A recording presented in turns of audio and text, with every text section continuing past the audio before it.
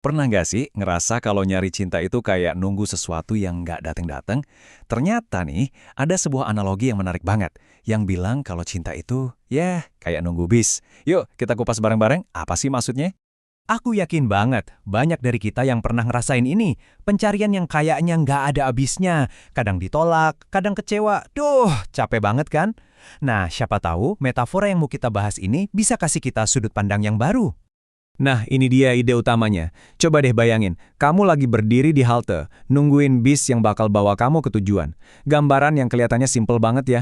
Tapi, ternyata, di baliknya ada pelajaran yang dalam banget soal cara kita memandang sebuah hubungan. Oke, kita masuk ke bagian pertama, bis-bis yang terlewatkan. Ini tuh cerita soal kesempatan-kesempatan yang datang silih berganti di hidup kita.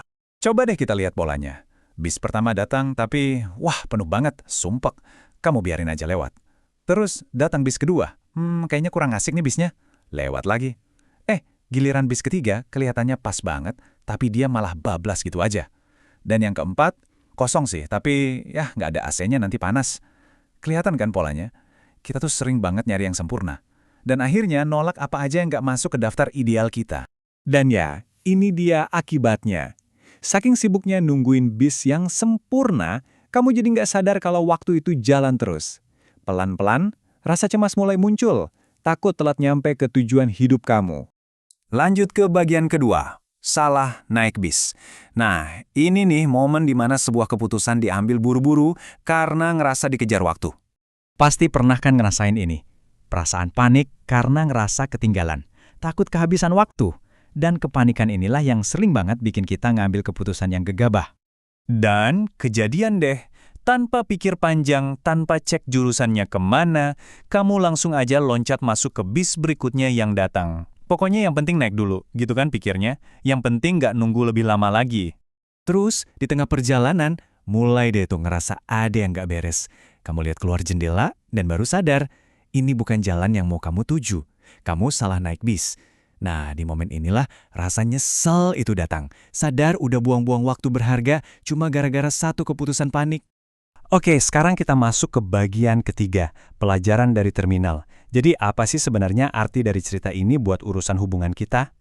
Ini dia pergeseran cara pandang yang paling penting banget. Kita tuh sering kejebak nyari orang yang ideal, yang bisa mencentang semua daftar di checklist kita.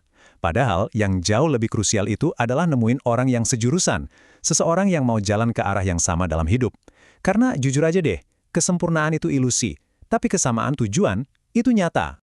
Jadi, intinya gini nih biar gampang. Pertama, kita harus terima kalau nggak ada manusia yang 100% sempurna. Kedua, jangan takut buat kasih kesempatan sama orang yang datang ke hidup kamu. Ketiga, dan ini yang paling penting, pastiin kalian punya tujuan yang sama. Terus gimana kalau ternyata nggak cocok? Ya nggak apa-apa, kamu selalu bisa turun dari bis itu, alias mengakhiri hubungan dengan baik-baik. Kita sampai di bagian terakhir, memilih bis yang tepat. Lantas, gimana caranya biar kita bisa mengambil keputusan yang lebih bijak? Pada akhirnya, ya ini kuncinya. Kamu mungkin nggak bisa ngontrol bis mana aja yang bakal datang dan kapan. Tapi keputusan buat kasih kesempatan, buat naik atau buat turun, itu 100% ada di tangan kamu. Daripada jalan sendirian terus, mendingan berani mencoba kan? Dan saat kamu akhirnya nemuin bis yang tepat, seseorang yang kamu suka, kamu percaya, dan punya tujuan yang sama, wah itu benar-benar berkah yang luar biasa berharga. Sebuah anugerah yang patut diperjuangkan dan dijaga sama-sama.